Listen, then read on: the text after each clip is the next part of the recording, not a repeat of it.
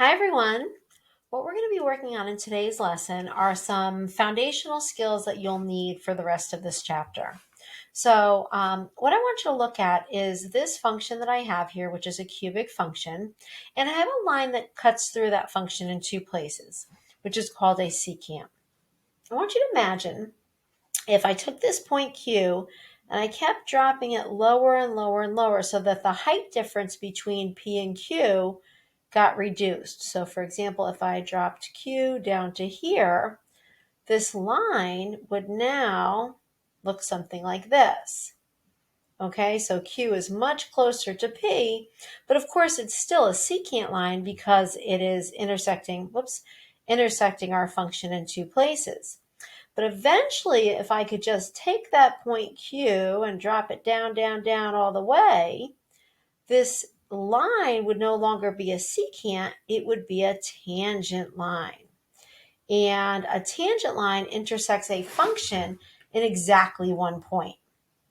And that's what I want you to think about as we're going through today's lesson, because we will be finding the slope of the tangent line at a particular point. In other words, between 2 points when the height approaches 0. So let's go ahead and let's talk about some things you'll need to know in this chapter. You absolutely have to memorize them. First of all, a plus b, quantity squared, will always turn out like this. A squared, 2 times the product of a and b plus b squared. And when we cube a binomial, I'm not sure if you remember binomial expansion from pre-calc, it's always going to look like this. A cubed, now notice in the next term it's a squared, a to the first, and then we don't have an a to the 0. And here we don't have a b to the 0, then we have b to the first, b to the second, b to the third, with our middle coefficients being 3. So you have to memorize that. And slope is old news, but you may see it written like this at some point. And all that is saying instead of x sub 2, y sub 2, we say the height is a function of the x value that we substitute in. And the same thing here. It's just a slope written in function notation. So don't be thrown when you see that. Okay, so let's get down to business here. You have used some of these skills already. You've seen some of this, but we're going to be putting many, many things together today. So first of all, we're given a function. We know this to be a parabola. If we're going to put it in function notation, all that means is to swap out the y for an f of x. So our function is now in function notation. Now what we're going to do is we're going to calculate f of a, which just means substitute a everywhere you see an x in the function. Nothing has changed. We just substitute that value in. A little bit more challenging is now we're going to substitute a plus h in everywhere we see an x. So we have a plus h squared plus 4 times a plus h. And this is why I told you to memorize, because if you don't even have to think about this, it'll be really good for you in terms of saving time. Distribute that 4, and look at what we have. We have that expanded for us. Very nice. So we're kind of piecing this together. And now what we're going to do is we're going to take f of a plus h, which is this, minus f of a, which is this, and divide it by h. So it's going to look something like this. I'm just copying this f of a plus h. Kind of did it ahead of time, so we could just copy it. Now it tells us to subtract f of a. So we're going to subtract a squared plus 4a. And we're going to divide all of it by h. Now, let's clean it up a little bit. First thing I see, plus, and then distribute that negative inside. What should happen every single time is every term that's in these parentheses should cancel with a term here. Negative 4a cancels with positive 4a. let's look and see what that leaves us with. We have 2ah plus h squared plus 4h all divided by h. And do you notice something about every single term? Well, every single term has an h, which means we can reduce this by canceling out or dividing out an h from every single term. This is what we are left with. Now you might be thinking, well, what is that? So that is going to allow us, because we are able to simplify this, to take the limit of this as h approaches 0. Had we tried to do it before, we would have had a 0 in the denominator. But now that we've cleaned it up, we're able to take the limit, I should have written limit as h approaches 0, of 2a plus 0 plus 4, which just leaves us with 2a plus 4. And you're probably thinking, well, all right, what is that? What does that mean? Well, think back to our function that we started with at the beginning of this. This is the equation of the slope of a tangent line at a given point A, when x equals A, on our function. Okay, so again, that's the slope of the tangent line somewhere on our function. Well, now we're going to actually find the slope when x equals 3, or in other words, when a equals 3. So we'll find the slope 2 times 3 plus 4, and when x equals 3, the slope of the tangent line is 10. So that is a very steep slope. Now that we have the slope, the next thing that we'd like to do is actually find the equation of that tangent line.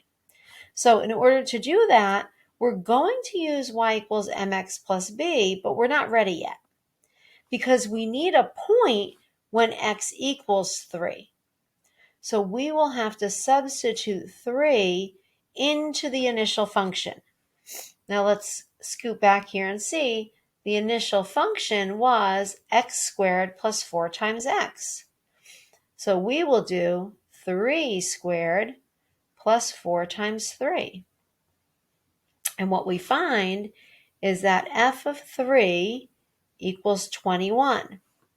In other words, there's a point 321 on the parabola, the given parabola. All right, so why is that helpful? Well, now that we have the slope and a point, we can calculate the y-intercept, which would essentially give us the equation of the tangent line. So we will put 10 in for our slope. We will put 3 in for our x value and 21 in for our y value, meaning the only variable is b. 10 times 3 is 30. Subtract the 30 from each side. We find that the y-intercept of our tangent line is -9, which means the equation of our tangent line when x equals 3 of our parabola is y equals 10x minus 9. Okay, let's see if it works. Let's see if that even makes sense. So I want you to again think that our function was f of x equals x squared plus 4 times x. And the equation of our tangent line is right here. So what I'd like for you to do is pause the video, either use your calculator or use your brain, and sketch this and see if it looks like we've found the tangent line for this function when x equals 3. Go ahead and pause the video and we'll see if we agree. Okay, so not the best sketch, but here's what our parabola would look like. Here's what the equation of the tangent line graphs out to be, and they intersect at the point 321 on our graph. Okay, and if you wanted to confirm that, you could pull up your table if you had both of these in your calculator, and you'd see that at 3, both the height of the parabola and the height of the line would be 21. Okay, so we just found the equation of the tangent line at x equals 3. Okay, let's go do it again. Here's what I'd like for you to do. I'd like for you to do the first 3 parts, well, actually 4 parts. So pause the video, see if you can do those parts, and then check back in and we'll see if we agree. Okay, so I didn't quite finish because I wanted to make sure you could at least check to here. Okay, and hopefully you turn this into plus a negative and a positive. Negative 2a squared, positive 2a squared. Positive 3a, negative 3a. So that should have left you with 4ah plus 2h squared minus 3h over h. And hopefully you saw that we have an h in every single term. And the most beneficial part of that is that we no longer have an h in our denominator. So if you got here, fantastic. If you didn't, go look for your mistake. And now what we're going to do is we're going to take this and we're going to calculate the limit as h approaches 0. And we can do that now that we don't have an h in our denominator.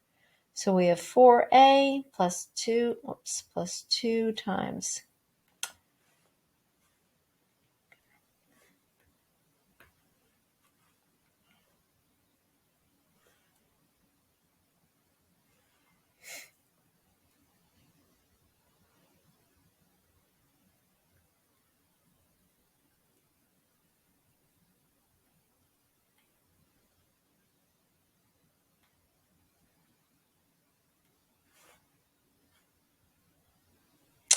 Okay, my computer's glitching quite a bit here, but what we are left with is 4a minus 3. Oh, this is terrible. Okay, so what I'd like for you to do, now that we have that, go ahead and try the next few sections. So you're going to calculate the slope of the tangent line. So here we have this. When we're at x equals 2, and then you're going to actually calculate the equation of the tangent line at x equals 2. So remember, you'll need y equals mx plus b, and you'll also need to calculate f of 2 from our original function. Okay, and of course the slope here. So try those 3 things and let's see how you do. Pause that video.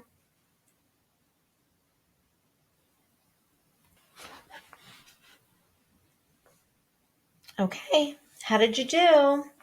I got a slope of 5, which is pretty steep. I had the point at x equals 2 on our function, on our parabola, to be 2, 2. And then when I substituted those values in, I got the equation of the tangent line when x equals 2 to be 5x minus 8. So now what I'd like for you to do is I'd like for you to use your calculator or your brain or both and go ahead and sketch a graph of the function and sketch the tangent line, and they should intersect at 2, 2, and of course it should look tangent and not like a secant. So go ahead and do that. Pause the video. Okay, so hopefully when you graphed it, it looks something like this. You can clearly see we have a tangent line intersecting right here at the point that we said 2, 2. We have a very steep slope of 5 and a y-intercept of negative 8. So we found it. We found the equation of the tangent line at x equals 2. Okay, let's move on. Don't worry, we have an x cubed, but we know how to expand our binomial to the 3rd power. So I want you to go ahead and do A, B, and C, and let's check in, and then we'll go ahead and have a little typo here. We'll do D and E. So go ahead and do A, B, and C, and then start the video back up. So pause that video. Okay, check out your values. Hopefully you expanded your trinomial as we discussed on the first page. Hopefully you distributed your negative 2. So as long as you have all of that right, go ahead and do D and E on your own. So you're going to stop the video. You know what to do. This all goes in first, minus this over H. clean it all up, and then calculate the limit as h approaches 0. You got this. I know you can do it.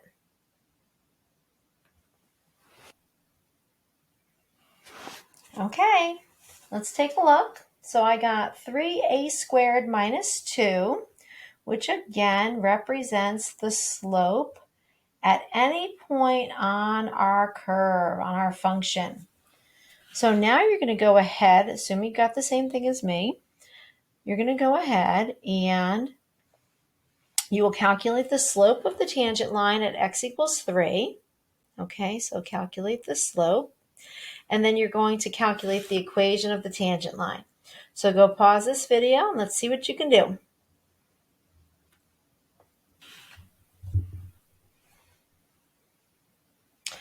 Okay, so I got a slope of 25. When I put 3 into our original function, I got the point 321.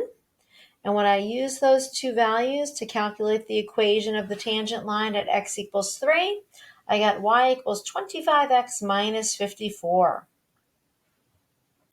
So go ahead, again, you're going to use your calculator, graph the function, and see if it looks like, and in fact, you can check on the table, if both the tangent line and the original function contain the point 321, and take a look at it and make sure it looks like it's tangent. I'm going to sketch a graph for you, but you can go ahead and pause this video while I do that.